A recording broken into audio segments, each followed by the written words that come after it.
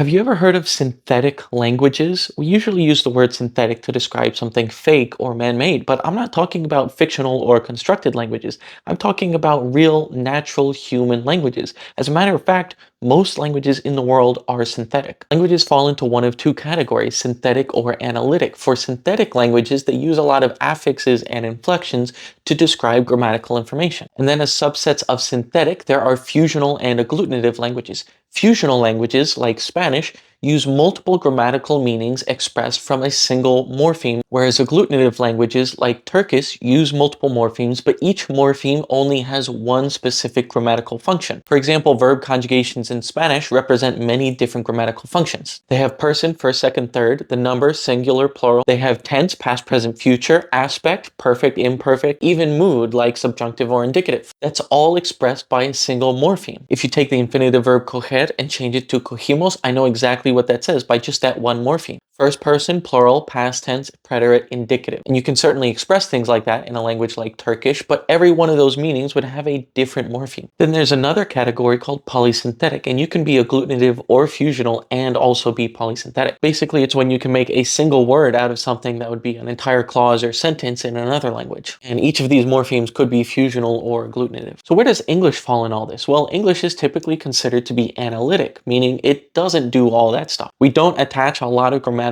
meaning into affixes and inflections. Now you may be thinking, well, there are plenty of affixes and inflections in English, and you're right. Language like Mandarin is a much better example of something that's more analytic. There's no verb conjugations, there's no plurals or anything like that. See all these different verb conjugations and forms in English, meanwhile the verb doesn't change in the Chinese. So we do have some inflections, but relatively few, especially compared to a language like Spanish or Turkish. For regular verbs, the only difference is third person singular, and for past tense, there is no difference between any of the pronouns. And while we still know that this is past tense, we don't know the number, the person, the aspect, or the mood. And while English certainly has its fair share of long words that can be formed by inflections, compounds, and affixes, a lot of them are rarely or never used and might be fossilized from previous era. Because Old English definitely was fusional, and in fact some linguists say that all languages go through a cycle, from fusional to analytic to agglutinative back to fusional. So English might be considered analytic, but it definitely has features of fusional or agglutination at times. For those reasons, a lot of linguists don't like to say that a language can just easily be put into one of those categories. They use features of all of them, some more than others, but like many things with language, these are just arbitrary reference points that we've given ourselves. The language doesn't have to force itself into one of three boxes. Rather, it takes blocks from every box to build something bigger. So what do you think? Should English be called analytic, a mix of different things, or something else entirely?